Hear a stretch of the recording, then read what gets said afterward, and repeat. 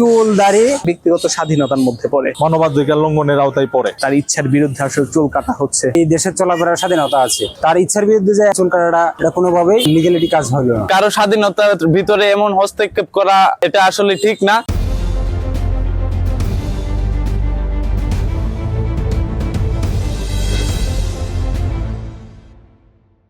সম্প্রতি একটা বিষয় যে ভাইরাল হয়েছে, আসলে এটা আমার দৃষ্টিতে আমার খুব খারাপ লাগছে।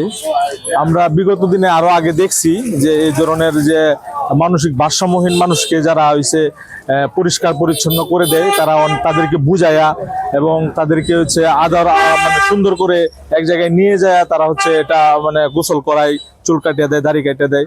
এটা আমরা দেখছি। কিন্তু কিছুদিন আগে দেখলাম কিছু একটা পেজে হয়তোবা তারা এই ধরনের কাজ করতে যায়, এক মানুষকে অনেক হয়রানিমূলক ভাবে তারা হচ্ছে টানা হেঁচড়া করিয়া নিয়ে আসছে, জোরপূর্বক ভাবে তাদেরকে মানে আনার চেষ্টা করছে। এটা আমার কাছে খুব খারাপ লাগছে এবং এটা আসলে মানবাধিকার লঙ্ঘনের আওতায় পড়ে। আসলে দেখেন, সামাজিক যোগাযোগ মাধ্যমে এক অসুস্থ প্রতিযোগিতা শুরু হয়েছে। আমরা দেখছি যে আসলে সামাজিক যোগাযোগ মাধ্যমে ভিডিও তৈরির নামে যে প্রতিযোগিতা হচ্ছে, এটা আসলে এখন দেশে এক ধরনের দুর্ভিক্ষ শুরু করে দিয়েছে। কিছু টাকার জন্য মানুষ যা খুশি তা করছে।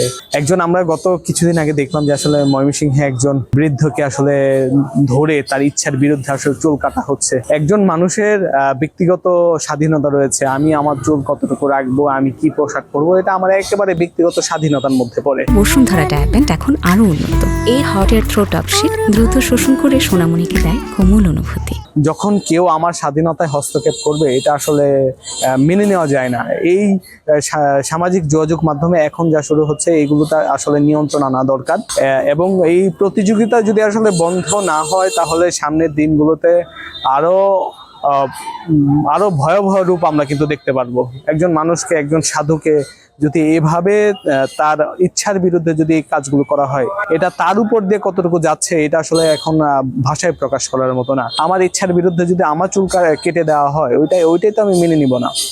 ওই ক্ষেত্রে একজন সাধুর চুল কেটে দেওয়া হবে, এটা আসলে কোনোভাবেই মেনে নেওয়া যায় না। একজন বৃদ্ধ লোকের তার চুল দাড়ি তার ইচ্ছার বিরুদ্ধে যে জোরপূর্বক কেটে ফেলা হয়েছে, এটা আসলে তো হতে পারে না। এটা একটা দেশের একটা নাগরিকের তার বাক স্বাধীনতা আছে, তার ইচ্ছার বিরুদ্ধে যে চুল কাটা, এটা আসলে আমরা কোনোভাবে মেনে নিতে পারি না। একজন সাধারণ নাগরিক হিসেবে যেরকম আমার স্বাধীনতা আছে, তার একজন পাগলেরও তার ঠিক তেমনি ভাবে তার এই দেশের চলাফেরার স্বাধীনতা আছে। তার ইচ্ছার বিরুদ্ধে যে আসলে চুল কাটাটা এটা কোনোভাবেই একটা লিগ্যালিটি কাজ হবে না। কিছু কতিপয় লোক পাগলকে ধরে তারা চুল কাটছে এইভাবে। এখন আমার কথাটা হচ্ছে, বাংলাদেশ অসাম্প্রদায়িক দেশ। এখানে প্রত্যেকটা নাগরিকেরই একটা সমান অধিকার রয়েছে। নিজের পোশাক নিজে কিভাবে চলবে, এটা তার ব্যক্তিগত ব্যাপার। সবারই মূলত স্বাধীনতা রয়েছে। কারো স্বাধীনতার ভিতরে এমন হস্তক্ষেপ করা এটা আসলে ঠিক না। এটা আমরা ভালোভাবে দেখছি না।